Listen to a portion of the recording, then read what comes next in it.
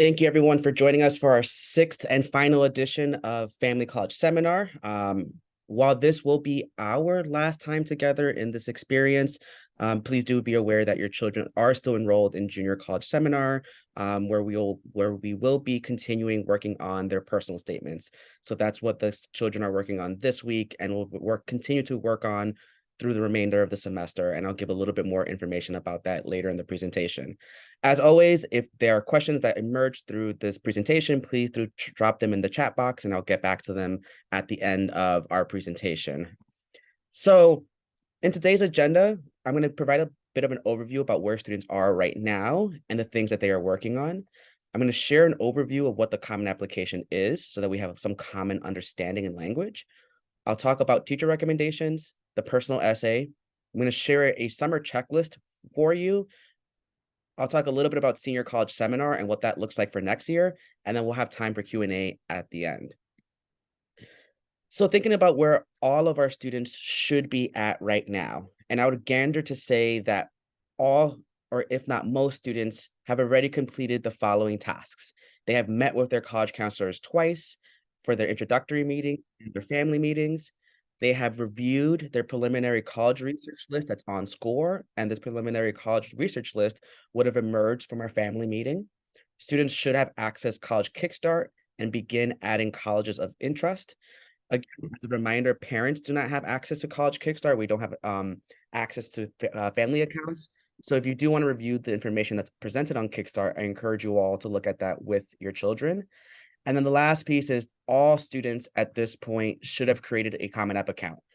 The only exception is for the students who have Junior College Seminar tomorrow, where we'll be talking about creating a Common App. So on my BFS, as a part of our junior college experience, Lynn posted a video with instructions about getting started with the Common App. It is possible that your children have begun asking you some questions. So if they have, this is why they're doing it. And we'll talk a little later about what it is that they need from you. But we have started this process. And I think that's actually really, really exciting. There are a few things that are emergent and our students are actively working on them. The first is that yesterday an email went out to all juniors requesting a 20-minute check-in with their college counselor. So this is just a check-in opportunity for us to understand where they are, how their research is going, talk about recommendation letters, and let's just check in to see how the students generally are doing. So our students are signing up for that as we speak. Students should be continuing with their college research. They're actively asking right now for 2 teacher recommendations, and we'll talk about that later. They're completing the teacher recommendation questionnaire that is going to be associated with the ask for recommendation letters, and they're brainstorming ideas for the college personal essay. And we're going to talk about all of these pieces in just a bit. But I recognize that when we talk about the Common Application, I want to acknowledge that some families may not know what the Common App is. Perhaps you weren't educated in this country, perhaps you did not attend college yourself, or what your understanding of the college applications may look different and feel differently than when you had gone through this process. So I just want to provide a little bit of a framing of what the Common Application is. And it's a universal application platform that's accepted by over 1,000 colleges and universities across all 50 states and 20 countries. And the vast majority of students will be applying to colleges that accept the Common App. Some colleges will also accept the coalition application, which is what SCORE is, or their own homegrown system. But if colleges ask for the Common App, we will always require and recommend students do the Common App instead of the other application platforms, just to minimize the added and unnecessary work from filling out other applications. However, there are some universities that have their own specific application platform, and they are not a part of the Common App. And some of the most common exceptions include the University of New York system, the University of California system, Georgetown. Some fine and performing arts conservatories ask for their own application platform. UCAS, which is the application system for applying to colleges in the UK, and if Canadian universities, each university will have their own specific application. In the Common Application itself, the information that is being collected for of students is what the admissions officer will ultimately review and consider. So they're asking for biographical and demographic information. So your students may be asking you about what your careers are, what your job titles are, where you went to college, if you went to college, and when you graduated. And the Common App asks that information because ends up being pretty helpful information just to understand a student's potential relationship with higher education and their families. It asks about a student's educational background. It asks for their extracurricular activities, a personal statement, and college supplemental questions, which some colleges ask for, others do not. But this is, in a nutshell, the pieces that all students are going to be working on. And of course, Lynn and I are going to be there supporting students as they're crafting and answering these questions. Right now, students have, as I mentioned, begun creating their Common Application accounts, but the Common App does not go live until August 1st. So the information will roll over for the next year, but it's important to remember that date because the information that's on the Common App now, specifically for colleges, may not be the questions that students will have to respond to next year. So if your child or even you are curious about college supplements, what does that look like, the kinds of questions that colleges themselves tend to ask, you could look at that information now if you're curious. Just don't answer anything because that will not roll over to next year. What will roll over are the more personal and background information because that remains consistent year after year. Switching gears a little bit to talk about teacher recommendations. If you haven't done so already, please read Junior College Update number 3 very carefully, as there are a lot of details and steps that we're asking students to engage with as they're thinking about recommendation letters. But in a nutshell, what we're asking students to do is to identify 2 teachers who will write their college recommendation letters. Most colleges will ask for 2 teacher recommendation letters in addition to the letters that Lynn and I will write as their counselors. We strongly, strongly, strongly recommend that the recommendation letters come from 11th grade teachers. And the reason for that is because these are the teachers who are seeing the most current form of your children as students, right? Some students may have really good connections or relationships with past teachers, but if that teacher hasn't taught your child this year, then an admissions officer is not seeing the most current version of them as scholars. So this is why we recommend, and colleges do too, 11th grade teachers. But as always, there are exceptions and there may be compelling reasons to look for teachers outside of the 11th grade. We should definitely be talking about that with your students one-on-one to try to strategize and problem solve. We ask students to consider the majors that their child is most interested in, or the areas of academic interest that they're most interested in, and to consider if the teachers that they're asking, can they speak to the child's academic abilities and interests in that specific area. So this isn't a specific requirement, right? So if your child wants to major in history, it's not a requirement that they receive a letter of recommendation from a history teacher. But as you can imagine, a history teacher will provide good context about a student's ability to study history, right? So it makes sense that students are asking for recommendation letters in comparable subject areas.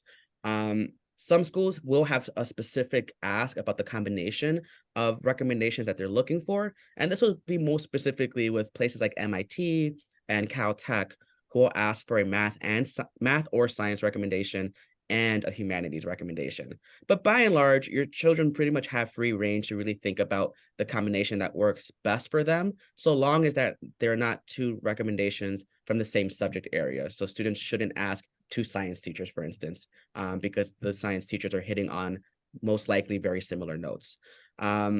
What's really important, and what we emphasize to students since they began working with us in junior seminar, is that they should be considering the teachers who can attest to their academic abilities. So it's not about the grade that they received, right? Just because you received an A+ in the class doesn't mean that that teacher could write better or worse things than a class that maybe you received a B+ on, right? Perhaps in that B+ class, you're showing up in really different ways. Maybe it isn't the subject that is your strongest, but you really put in really good and thoughtful effort to improve, to engage, to really be meaningful with the work that you're presenting forward and the ways in which you show up in that class. So we really want students to consider that perspective more so than, does the teacher like me and am I getting a good grade, right? We want them to be really thoughtful about how they're showing up and how the teacher can attest to their academic abilities. And we'll talk a little bit more about why in just a second. Um, I would encourage students and families to also review mid-semester narratives, because that can be a really great way to assess if that teacher can write some compelling information, right? If you're reading semester narratives and the praise is effusive and you're reading really positive comments about the way that your child is showing up in that teacher's classroom, that could be a really good indicator that that should be someone to consider for a potential recommender. So to facilitate and support in this process, once a student has identified the teachers that they want to ask, they should go and talk to their teachers. And if the teachers say yes, then we're asking students to complete a teacher recommendation questionnaire. The reason why we're asking them to do this is because we see this process as as a relationship, right? And a strong recommendation letter is a partnership. We want students to be able to advocate for themselves, to talk about their experiences in a particular class, to talk about what has worked well and what they're proud of, because these anecdotes can be and often are, you know, sources of inspiration for teachers to write about in their recommendation letters. You know, teachers certainly see their students every day and have a rich kind of cache of information that they can draw upon. But if they're also getting an opportunity to hear from the student's voice about what they've learned and the impact that they've had in their class, then that's a really great way to inform a recommendation letter. So the questions that we're presenting, and I offered some ones on the right-hand side, are designed in a way that help students think critically about why they're requesting a specific teacher, to articulate their strengths and areas for growth, and again, to provide anecdotes that teachers can utilize as they craft their recommendation letters. So students are going to answer more than the sample questions that I've shared here, but I want to share them with you so that you kind of see kind of the rationale behind why we're asking students to take this additional step. So this is a required component. Some teachers may not want the questionnaire and instead invite a student for a one-on-one meeting, and that's up to the teacher's discretion. But please do make sure that you are checking in with your children, as Lynn and I will be doing the same, to make sure that to ask about their progress on the questionnaire and if they've begun asking teachers yet, or if they've even checked in with me or Lynn about their recommendation options. So I also want to talk a little bit about additional recommendations, because this has been a time where students are also asking about either other adults in the school community who may or may not be teachers, or other adults in their lives who can see them in a different light. And students are thinking actively about whether or not they should ask for an additional recommendation. So I want to begin this particular conversation by just affirming that what the colleges require and ask for is sufficient to get us a good read of your child, and for an admissions officer to make a decision that's really well informed. So some schools do invite additional recommendations, others don't, but don't feel compelled that you need to have one just because you're given the option to do so.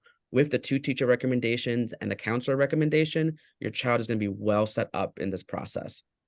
It's important to understand too that admissions officers read hundreds, if not thousands, of applications.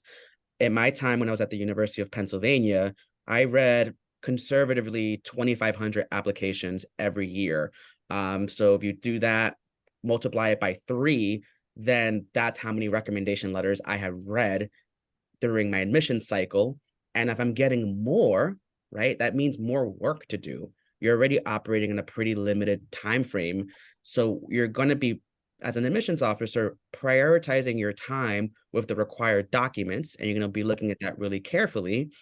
But for anything that's an excess or anything additional, it's still being read, but it may not be read at the same level of care than the required recommendations are. So it's really important just to have that framing and understanding in mind. But an additional recommendation letter could make sense. And I want you all to consider the following if your child is thinking about an additional recommendation letter. First, would this other recommender add a new perspective that couldn't be captured in any other letter, right? Is there something that your child is doing that feels different? Are they engaging in something that would be important or missed if not presented otherwise? We really want you to think about that. Would this recommender write something that's effusive, right? And I really focus on the word effusive because there are tons, I've read many, many, many thousands of additional recommendation letters that are good, but don't add anything new to the file, right? They're supportive, they're positive. They say the child has, did really well in their summer class, or they're a really wonderful employee, which is good, right? The intentions are pure. We love to read good and really solid praise for a child. But the ones that end up standing out are the ones where someone is saying, this is the best employee or intern I've ever had, or this is the student who really made my summer experience because they were operating at the level of a college junior, right? The kind of praise that's going to go above and beyond and really does do justice to the ways in which your child is showing up in that particular space, right? So it is something that you would need to talk and maybe suss out with the recommender, but that's something that I definitely kind of talk with and talk through with students and families as we're assessing if this makes sense or not. The other kind of alternative, though, and this is maybe a happy medium, is does the person need to write their own standalone letter, or can they share anecdotes with your child's college counselor, and then we incorporate those perspectives in our recommendation letters? Again, from experience, I know our recommendation letters are looked at very closely. So if we incorporate outside commentary, then we can almost guarantee, or rather, I would comfortably say we can guarantee that that information is being considered, right? Certainly, if this is something that you're thinking about at any juncture, just make sure that you talk about it with your child's college counselor. Shifting gears a bit, I want to talk a little bit about the personal essay, because this is the hot topic for our juniors. We've been talking a lot about this in our previous 2 junior college seminars at this point, and I want to provide a little bit of a framing of what this essay is for you all. So the personal essay or personal statement, you may hear either term, and you can use them interchangeably. It is a 650-word maximum essay that at the very core, at the very, very, very core, demonstrate your child's ability to write clearly and concisely. And I'm going to talk a little bit about that later, but it's really important that we center that, because students are feeling a lot of pressure about writing the perfect essay, about identifying the golden idea, or feeling like they have to write something that's incredibly unique. And that's really not the case. The task at hand is writing a solid essay that's well told, right? And we'll talk about why that matters in just a bit, but I really want to emphasize that particular perspective. This is an opportunity to present a chapter of your child's life story to college admissions officers in their voice. So as you can imagine, a 650-word essay is not a lot of space. It is impossible to summarize your child's 17, 16, 18 years of existence into just 650 words. It is a slice. It is a piece of an 1,000-piece puzzle, right? It's not going to present the end all be all and all frameworks and elements of your child, but it does present a particular angle and a particular moment in your child's life. And the essay can really be about anything, anything. I have read some really out there essays, and I have read some pedestrian essays. And again, as long as it's well written, as an admissions officer, that's what I cared about the most. But because it can be about anything, and we'll talk about the different topics in just a wee bit, it's really important that your child is at the center of the story, right? It can be about anything, it could be about anyone, but it always has to center around your child, their experiences, their values, and what matters to them. So as I always tell students, you are the star of the show. Let us get excited about you, not about an idea or somebody else. So these are the prompts from the Common App from this past admission cycle. And what I want to uplift and what I highlighted in blue is that these statements are pretty broad, and they're broad pretty intentionally, because it's not important per se to answer the question directly, as it is to consider these questions as a framework to help guide a student's thinking, to help them kind of have some prompts to generate ideas, narratives, and stories of their lives, right? So they can write about identity, their background, their interest, a challenge, an idea, or a belief. They can talk about gratitude. They can talk about an engaging topic, or, as will always be the case, a topic of their choosing, right? That's always been consistent with Common App prompts, because they really want to give you the creative flexibility to write what it is that you want to write. Of course, for some students, especially at this stage of the process, the total freedom is really intimidating, especially because this is not reflective of a type of writing that students do in high school. Um, more importantly, this is not the type of writing that most people are comfortable with doing. Personal essay writing isn't something that we're summoned to do often, if ever. So I want to acknowledge that this is a difficult exercise and that students struggle with this. And students will take time to write multiple drafts of essays. And this is all par for the course. We will be here supporting them. We'll be here generating ideas with them. We'll be here throughout the editing process. And we will be here as they round the corner and decide when they feel they're at that limit where they say, I'm happy with what I produced and I'm ready to submit. So as we're thinking about the personal statement, there's a few frameworks and considerations that we want to offer to help approach this essay. One, as I mentioned earlier, it's a well-crafted story that's written in your child's voice. And this is really important because when you are reading hundreds, if not thousands, of essays every single year, you get really good. And I'll speak from the I perspective. I got really good about figuring out when a child wrote an essay or a 55-year-old lawyer wrote an essay. The two should not be sounding the same. And I don't expect, and no one expects that level of polish, right? If your child is using language that they don't typically use in their everyday language, it'll show.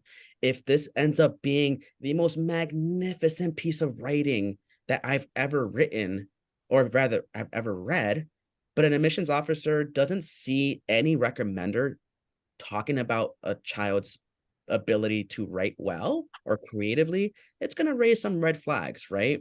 So while we want you to be partners in this process, it's really important that you protect their voice and that if, as we say to students, if I were to drop the essay in the middle of the comments without a name, can someone pick it up and identify who that writer, the author is based on the story or based off of the voice or the writing style, right? That's really kind of what we want to focus in on. It's an essay that's about showing, not telling, of their values through experiences, right? So it's not an essay where every paragraph says, I do this, I do that, I value this, I value that, right?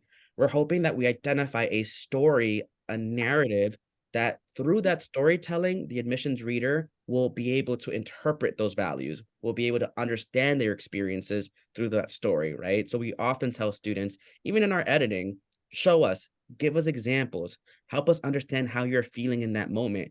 You be descriptive, use illustrative language that kind of helps paint the picture so that again, we're kind of really envisioning what that experience is like. And it helps bring their application to life. So this may be the only piece of writing that an admissions officer will read that is written by your child, right? The only opportunity where they have the ability to convey something of meaning and purpose in their application. So it really helps the admissions person kind of better understand who this applicant is, helps them tie the different pieces of the application together to get as rounded of a picture as possible within the constraints of an application platform. But there are certain things that these personal statements are not. One, they aren't a regurgitation of your child's resume or their transcript, right? The transcript speaks for itself. I and Lynn, as their counselors, will talk about your child's academic journey and their academic history. That's information for us to really talk about, right? The resume, no need to do that. The page before the personal statement is their extracurricular activity list. So an admissions officer will be already primed knowing what and how your child engages right before they jump into their personal statement. It's not a typical essay that your child will write for our English class here, right? So it doesn't need to follow the same kind of format. It's not an analytical essay. It can really take any form that it needs to take. And if we want to break some rules, this is the space to do so, right? Because it is your story, your voice.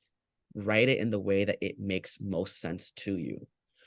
The goal here isn't about presenting an original idea. Again, between my time in admissions and my time as a college counselor, I think I've probably read 10,000 essays, if not more, and I'm being really conservative here. And guess what? Most 17-year-olds have pretty similar experiences, and that's fine, right? There are students who go through some extraordinary things, whether extraordinarily good or extraordinarily bad.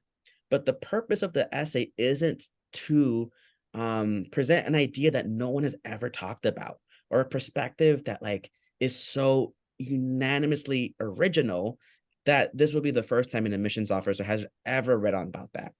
And we want to make sure that we emphasize that really strongly, because that takes pressure off of students to feel like they have to have a really original idea. I love sharing of one of my favorite essays from a former student that, was about him walking his dog every day with his dad, and what those walks meant for him and his relationship with his father, and why that was meaningful and why he looked forward to that. And kind of, it was an essay about letting go, because he was kind of coming to grips with the reality that that next year he wouldn't have those daily experiences, and this time period in his life was marking a shift in relationships with his family, right? It was a beautifully written essay. It was so thoughtful, but it wasn't something necessarily groundbreaking, right? It was a pretty pedestrian, pedestrian walking dogs idea, but it was well written. And that's the goal here, right? So we want to help take the pressure off students to think that it has to be an original idea, because their experiences are valid and no one can take that away from them. And then lastly, this is kind of connected to this idea, but this isn't a space to trauma dump, right? And I've read articles and I've heard a pretty bad advice about, talking about really difficult things, and the Common App essay being the opportunity to do so. And I've had a lot of students over the years say, but Frank, I've never had a difficulty in my life. Like, what am I going to write about? To which I say, I'm so happy. I don't want you to struggle. I don't want you to have difficulties in your life if we can prevent that, right? But that's not the goal here, right? We don't want students to feel like they've had to go through something traumatic. And if they have gone through something traumatic, we don't want them to feel that they have to talk about that, right? Because that can be really traumatizing. That can be re-victimizing. That can be reliving an experience that has passed, or retelling an experience that you're currently going through. And for me, it's not worth it. It's not worth it for college admissions to put your child's wellness on the back burner, right? If your child did go through an experience, and and they know that they can talk about it, that it's therapeutic to talk about it, and they're comfortable doing so, and it's not causing harm, that's okay. And some students, that will be their journey. But if this is too fresh, if you haven't fully processed, if you haven't fully healed, don't compel your child to write about that. It's not worth the emotional trauma and the emotional labor that it will take to get to the final product, right? I'm telling students right now, they will write many drafts of a personal statement. They will write at least 5 to 8 drafts of the idea that they're working on. And that may not be the only idea that they've worked on. They're gonna get through a number of really poor ideas that maybe after 200 words, they have nothing to say, right? And that's okay. That means we go through something else. So we're going to go through many iterations of this process. So we want to make sure that students land on a topic that they feel comfortable writing about, and will feel comfortable revisiting over and over again until we feel like it's solid. So as we're talking with students and working with students, what we've encourage them is to stay in a space of brainstorming. And this is the best position that they can be in right now. It's really about kind of developing a repertoire of ideas, a bank of ideas that they can draw upon, they can do some writing on, they can free write, and just kind of let their mind wander freely. So this is really what we're encouraging students to do. And in fact, we've already begun doing this work. So in every junior seminar class, they have had writing prompts. And some days they've had multiple writing prompts. A lot of our homework assignments for junior seminar are writing prompts. And everything that they've written about could potentially become personal statements, right? So they already have the exposure of a different array of ideas that they could write about, right? So we've already begun doing this with them. And in the next couple of sessions, we are going to dedicate more time for them to just write and consult with us in that experience. We are also have been sharing sample personal essays with students from former Brooklyn Friends applicants, just to have a little bit of inspiration, to see a variety of essays, to read really strong, creative, fun essays, and to read other essays that are solid, and they're just solid. So that, again, taking some of the pressure off students to say it has to be perfect or has to be, this exemplary piece of writing. It can be a good essay with a good idea, and that's okay because some students are exceptional writers, and writing this essay is also going to serve as an opportunity to showcase their ability to be creative writers. But that's not every student's strength, and that's okay. Your student will shine in another arena. Um, Keeping a journal of ideas is always great because your child may be surprised when they will be struck with inspiration. And it can happen at any point of the day. So whether they have a physical notebook, whether they have something on their phone or something on their laptops, encourage them to keep a journal of ideas. And it doesn't have to be perfect, right?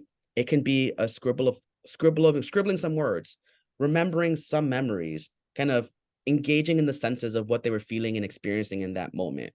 That's all great. We just want them the liberty and the space to write without criticism, especially now. We will work together in the fall with editing, with paring down ideas, with getting them to the word count, with really making sure that what they're producing is really, really solid. But right now, I just want them to write. Don't worry about the word limit. That's going to stifle your creative process. Just write and get the ideas down. So I want to offer some advice for you all as you are supporting your children throughout this process.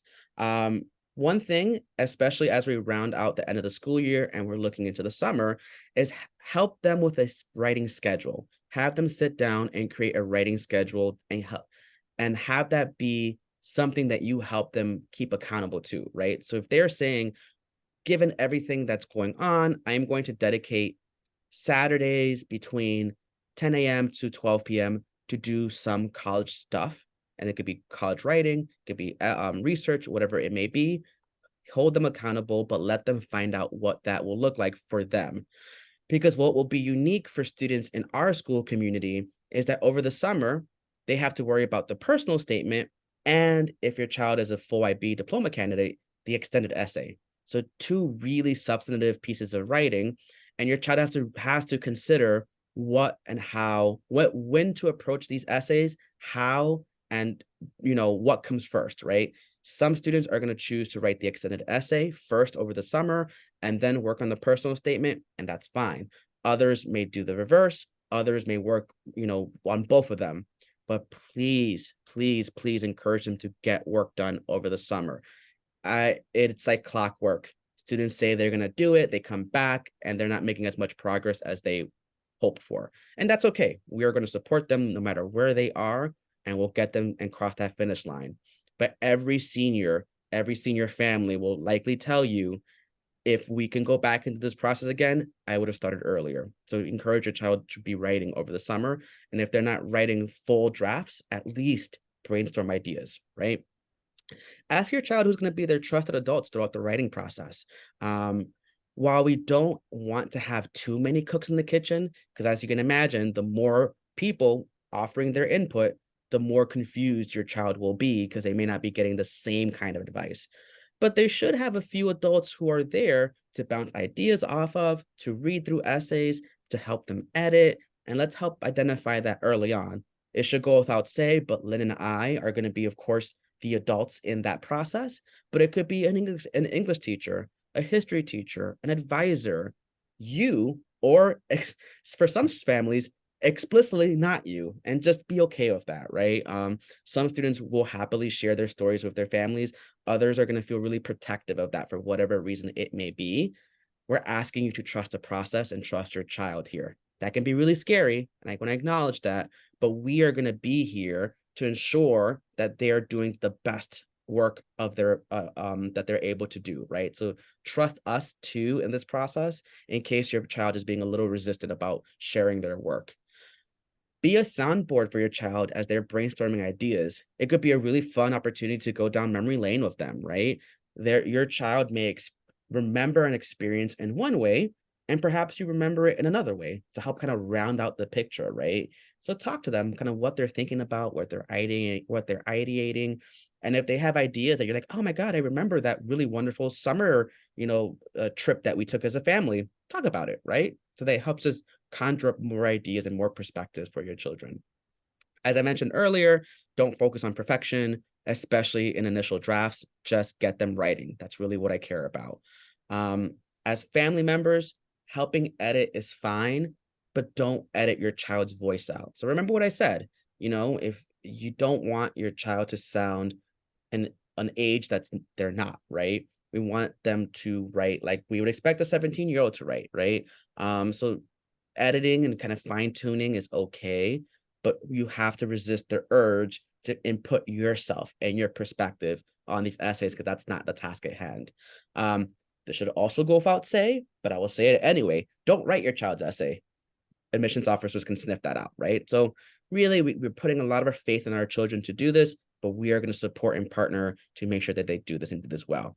And as I mentioned, and I'll say it again, originality isn't the goal. Writing a well-crafted essay, that's the goal. So looking ahead and looking into the summer and kind of some tasks that we can offer students to help keep them accountable, to make sure that they are actively working towards the college admissions process. This checklist, this is the first time that we're sharing this. We will share this with students towards the end of the semester. So before they leave the school year, they'll have this checklist, but I wanted to present it to you all right now as well. We hope that over the summer, you continue engaging with colleges, whether you're going for an in-person tour or you're doing information sessions virtually. We recognize and we want to acknowledge tours are expensive. It's a lot of resources, a lot of time. Your summer schedules may be busy as well. And maybe you also just want to have family time that doesn't revolve around college. And that's amazing. We love that. We encourage that. As much as you can, do virtual information sessions so that students are demonstrating interest and also getting the information that they need. And that may be a good way to prioritize the schools that you need to visit because your child may sit on an information session and be really inspired, right? And say, hey, I really want to check out this community. I'm really loving it. Or they may say, the info session didn't resonate with me. And what I've learned about the school community, it doesn't feel like it's a good match for me. You can rule that school out. You don't have to worry about visiting it. Certainly, college campuses are going to feel quieter over the summer because students aren't there. But most college universities are also running summer programs, so it won't be totally deserted, but it won't feel, as you can imagine, like it would during the semester. So you have to help your child really understand that and kind of just acknowledge it and not let that be what deters them away from a particular community, right? Summer is still a really popular time to visit, so please make sure that as you are thinking about your summer, that you are registering for tours as in advance as possible because those tours, again, summer is a really popular time to visit campuses, so you want to make sure that you get in if you can, as early as you can, rather. As your child is researching colleges, as they're visiting, as they're learning, make sure that they are taking copious notes about everything that they're experiencing. And what we've been telling students, especially as they go deeper into the summer, is that they have to do deeper level research, right? So, in preparation for writing college supplements, especially those college supplements that ask, why do you want to attend our institution? It's not about, you have pretty buildings or the vibe felt great when I went there. It's about understanding your own interests and the ways in which the university can help support your interests and your goals. So students need to take more detailed notes about the actual offerings of each college that they're considering.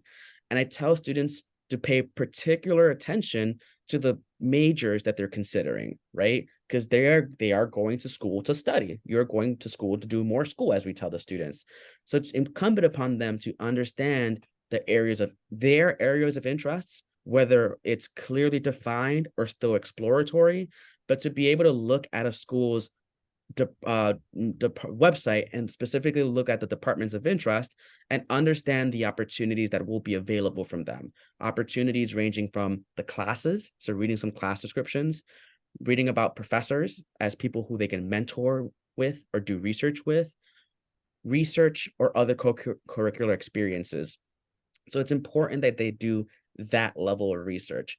Most students aren't doing that just yet because they want to get just a broad understanding of these different communities. But as they're doing deeper and deeper research And as they're becoming more compelled to apply to a particular university, they need to be doing that level of research. So encouraging that over the summer will also be really important.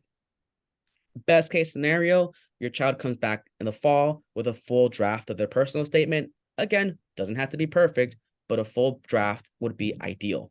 If we get that, incredible. If we just get a couple of paragraphs, it's better than nothing, right? So really do encourage that as much as we can, especially and in consideration of the extended essay if your child is in the full diploma program.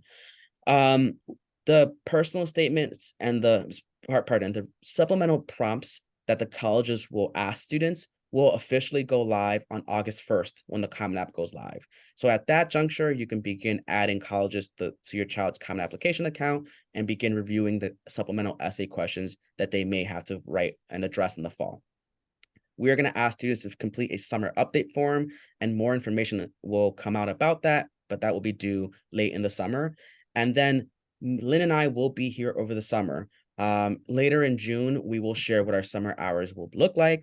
But if you need to meet with us in person or virtually, we are here. So take advantage of us, and we're happy to help in whatever capacity we can. The other checklist piece, which is really, really critical, is for those families who are going to be considering financial aid. Financial aid starts now. I hope that you guys have been able to participate in the various webinars throughout the year from Paul Martin over at College Money Method. Whether you have or haven't, all of the resources, all of the presentations are on our College Money Method resource page. So I will send that link out to you all when I send out the recording, but please make sure that you are reviewing that information. It's dense, I will acknowledge that, but it's really important, and it's intended to empower you to understand how to approach financial aid and to kind of prepare yourself for what financial aid will ask of you for next year. So if you want to begin doing some of the prep work and making your life a little easier, on our resource page, Paul does list out all the financial documents that you will need to complete the FAFSA and the CSS profile. So you can begin gathering that now because those will be from your 2023 taxes. So the ones that you just completed last year rather. You're gonna need that information. If you want to have a sense of what affordability would look like and what the cost of tuition will be for you and your family, complete net price calculators. And net price calculators are available on every school's financial aid website. It takes quite a bit of time to do them. It could be anywhere from 25 to 45 minutes, but it does give you a pretty good ballpark estimate of what the cost of attendance will be for schools. My Intuition is another resource that it's a collection of schools that have worked with My Intuition to generate a pretty streamlined net price calculator so that instead of having to do it for every school, you can run it through My Intuition and it'll generate for the schools that partner with that particular resource. So you can take a look at that. It's another quicker tool to give you a better sense of what affordability is. If you know definitively, or even if you're not sure that you will apply for financial aid, you will be required to fill out the federal application for the free application for federal student aid, the FAFSA. And the first step that you can do now is creating an FSA ID. So if you go to FAFSA.gov, you can create that for you and your child, as that ID will be required to begin working on the FAFSA application. So you guys can do that right now. And then lastly, share whatever information you think is appropriate with your child's college counselor. We recognize that finances are very sensitive, and some families are really guarded about that. Some families may not want to tell their children about that. Some families may tell us, hey, Frank, Lynn, don't worry about it. Support my child through the college process, and we will figure it out. And I respect and honor whatever perspective it is that you wish to take. But if you do want to let us know about, hey, here's what we're looking at, here's what we think we can do, here's what we can't do in terms of cost. If you share that with us, then we can work with you and your family to identify schools that either give really generous need-based financial aid, or maybe find schools that offer generous merit money, or find schools that are just cheaper, that are more within your ballpark, right? We want to support you in the ways that you will allow us to do so. So share what feels right, and we'll be more than happy to help. So looking ahead into the fall. So I won't give you too much information about the fall because we will be gathering in September for our senior college night, which would be our kickoff to the process. And we'll kind of take the time then to paint a picture of what the fall will look like. But what I want to share is that students will continue our work through senior college seminar. So they will be enrolled in this semester-long course. It picks up where junior college seminar last left off, but with a greater focus on more action, more doing, more writing. So we will have some lesson plans where we'll talk about college supplements, we'll talk about extracurricular activities, we'll talk about preparing for interviews, but the bulk of that experience for students will be structured time to work on their applications. So it'll happen just like junior seminar once every 10 days and on our 10-day cycle, but know that there's dedicated time for students to be working on their application. So we hope that does alleviate pressure. And for our students who went through the senior college experience for the first time, I would say, would likely agree that it does help with the time management. But senior college seminar does not replace our one-on-one meetings. So that will still continue because, as you can imagine, there's things that we can do as a group, but then there are things that we can only do one-on-one. So that is the conclusion of kind of my presentation today. I'm going to stop